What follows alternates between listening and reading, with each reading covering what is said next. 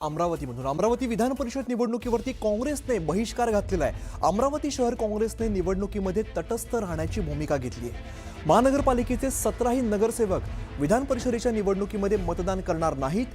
काँग्रेसने सगळ्या नगरसेवकांना व्हीप जारी करून आदेश दिलेले आहेत। मात्र ग्रामीणमधून काँग्रेसच्या कोणत्याही नगरसेवकांना व्हीप जारी करण्यात आलेला नाहीये।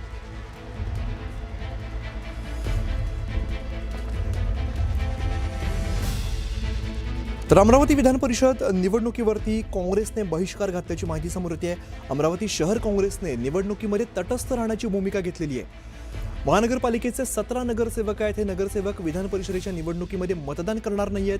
काँग्रेसने सगळ्या नगरसेवकांना आता व्हीप जारी केलेला आहे आणि आदेश दिलेत। मात्र ग्रामीणमधील काँग्रेसच्या कोणत्याही नगरसेवकांना व्हीप जारी करण्यात आलेला नाहीये। संजय शेंडे आमचे प्रतिनिधी आपल्याला अधिकची माहिती देत आहेत। संजय, आपण बघतो अमरावती विधान परिषद निवडणुकीवरती आता काँग्रेसने बहिष्कार टाकलेला आहे। हो, निश्चितच अमरावती विधान परिषदेच्या निवडणुकीमध्ये काँग्रेसचे जे उमेदवार होते हर्षजित देशमुख हे अवघ्या 2 ते 3 दिवसानंतर अर्ज भरल्यानंतर अमरावतीमधून बेपत्ता झाल्याने त्यामुळे काँग्रेस पुढे मोठा प्रश्न निर्माण झाला होता। या काँग्रेसकडे उमेदवारच नव्हता। अशा परिस्थितीमध्ये वंचित बहुजन आघाडीचे जे उमेदवार आहे निलेश विश्वकर्मा यांनी आपल्याला पाठिंबा द्यावा यासाठी काँग्रेसकडे गळ घातलेली होती। मात्र काँग्रेस नेत्यांनी अखेरपर्यंत त्यांना पाठिंबा न देण्याचा निर्णय घेतला, कुठलाही निर्णय जाहीर केला नाही।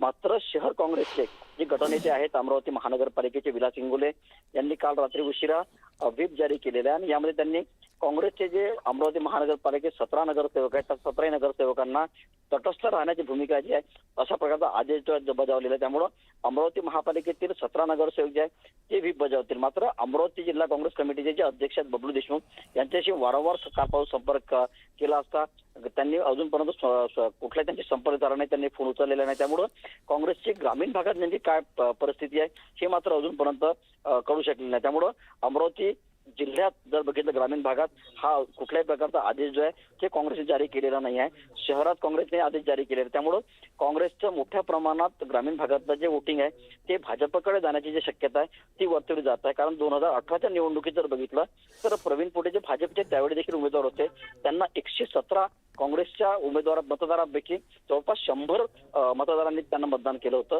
तीच परिस्थिती यावेळी देखील उद्भवू शकते, निर्माण होऊ शकते असं राजकीय दृष्ट्या वर्तवलं जातं। त्यामुळं प्रवीण पोटे यांची विजयाकडे वाटचाल जी आहे ती निश्चितच मानली जात आहे। कारण की या निवडणुकीमध्ये काँग्रेस आपला सक्षम उमेदवार देऊ शकलेला नाही आहे आणि वंचित बहुजन आघाडीच्या उमेदवारांना देखील पाठिंबा दिला नसल्यामुळे भाजपची वाटचाल जी आहे ती अतिशय सुकर झालेली आहे। बरं संजय, धन्यवाद या सगळ्या सविस्तर माहितीसाठी।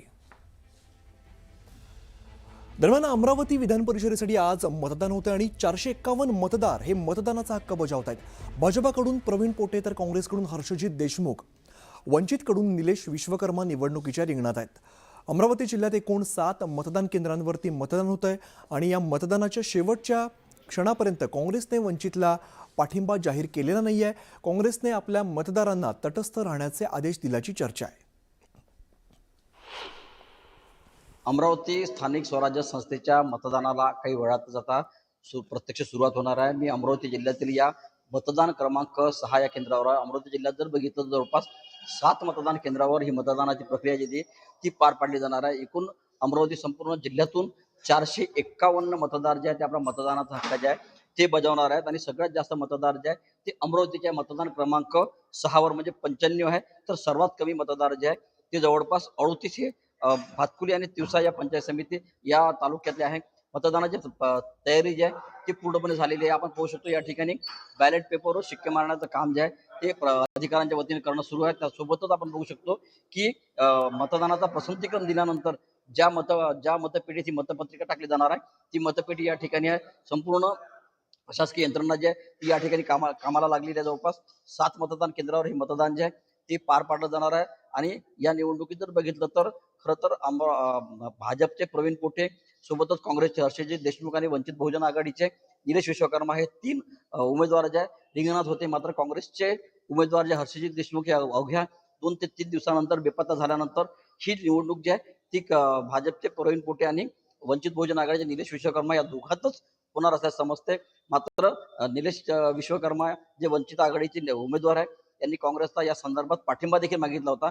मात्र काँग्रेसनं कालपर्यंत कुठलाही पाठिंबा देण्याबाबतचा निर्णय जो आहे तो घेतलेला नाही। त्यामुळे या निवडणुकीच्या रिंगणात जर बघितलं तर भारतीय जनता पक्षाचे प्रवीण पोटे आणि वंचित बहुजन आघाडीचे नीरज विश्वकर्मा हे दोनच उमेदवार जे त्या निवडणुकीत आहे. काँग्रेसने कुठल्याही प्रकारचा आदेश जो आहे तो आपल्या मतदारांना दिलेला नाही. त्यामुळं काँग्रेसचे काही नगरसेवक जे आहेत ते तटस्थ राहणार असल्याचा आदेश देखील काँग्रेसच्या काही नेत्यांनी दिला असल्याचं समजते. मात्र एकूण जर बघितलं तर या निवडणुकीत काँग्रेसचे जे उमेदवार आहेत ते बेपत्ता झाल्यामुळे या निवडणुकीत भाजपचे प्रवीण पोटे आणि वंचित बहुजन आघाडीचे नीरज विश्वकर्मा या दोघांमध्येच खरी चुरस आहे. प्रशासनाच्या वतीने पूर्ण तयारी करण्यात आलेली आहे. कुठल्याही प्रकारचा आदेश न दिल्यामुळं दोघांमध्ये निवडणूक आहे. आणि 2018ची निवडणूक जर बघितली तर जवळपास 117 मतं जी आहे ती काँग्रेसची होती. मतं जवळपास 100 मतं जी आहे ती भाजपचे प्रवीण पोटे यांच्या पारड्यात पडली होती. आणि त्यानंतर आता जर बघितलं तर आता देखील काँग्रेसचे मोठ्या प्रमाणात जे मतदार आहेत ते क्रॉस वोटिंग करून प्रवीण पोटेंना मतदान करणार का हे पाहणं महत्त्वाचं ठरणार आहे. प्रवीण पोटे हे तिसऱ्यांदा या निवडणुकीत निवडणूक लढवत आहे आणि तिसऱ्यांदा ते विजयश्री खेचून आणणार का हे देखील महत्त्वाचं ठरणार आहे. 22 तारखेला या मतदानाचा जो आहे तो निकाल लागणार आहे. त्यामध्ये वंचित बहुजन आघाडीचे नीरज विश्वकर्मा आणि प्रवीण पोटे यांच्यातील चुरस जे आहे त्यापैकी प्रवीण पोटे हे जवळपास निवडून येणार हे निश्चित मानलं जात आहे.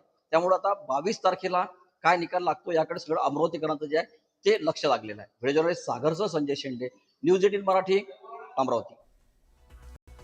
आता नागपूरमधून आपण अपडेट बघूया. विधान परिषदेच्या नागपूर स्थानिक स्वराज्य संस्थेच्या मतदारसंघाच्या पोटनिवडणुकीसाठी आज मतदान होतंय आणि भाजपकडून डॉक्टर राजीव पोद्दार तर काँग्रेसकडून अतुल लोंढे निवडणुकीच्या रिंगणात आहेत. या निवडणुकीमध्ये 836 मतदार असून यामध्ये 419 पुरुष तर 417 महिला मतदारांचा समावेश आहे. जिल्ह्यातील 27 मतदान केंद्रांवरती सकाळी 8 ते दुपारी 4 वाजेपर्यंत हे मतदान पार पडणार आहे. या मतदानासाठी निवडणूक विभाग सज्ज झालेला आहे. 22 तारखेला मतमोजणी पार पडणार आहे.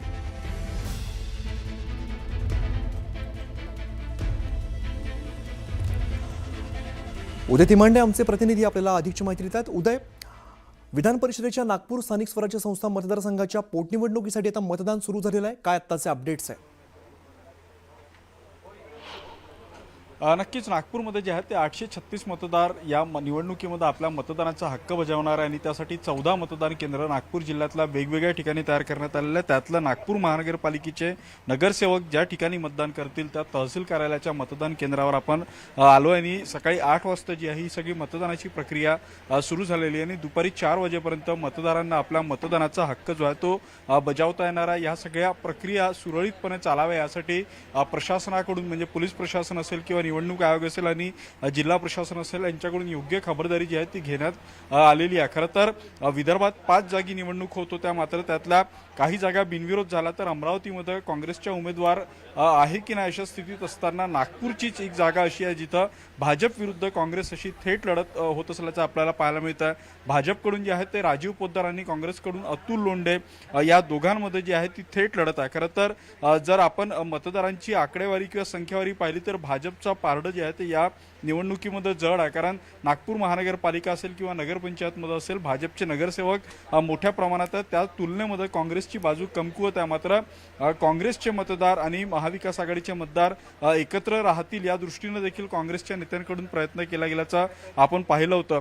खरं तर ही नागपूर स्थानिक स्वराज्य संस्थेची पोटनिवडणूक आहे. या जागी गेल्यावेळी चंद्रशेखर बावनकुळे निवडून आले होते, मात्र त्यानंतर त्यांनी विधानसभेची निवडणूक लढली आणि त्या रिक्त झालेल्या जागेसाठी आता ही पोटनिवडणूक होत आहे. ही निवडणूक मुख्यमंत्र्यांच्या शहरात होत असल्यामुळे या निवडणुकीकडे लक्ष लागलेलं आहे. कारण आपण पाहिलं होतं की सुरुवातीनं भाजपनं प्रयत्न केला होता की ही निवडणूक बिनविरोध व्हावी, मात्र तसं झालं नाही.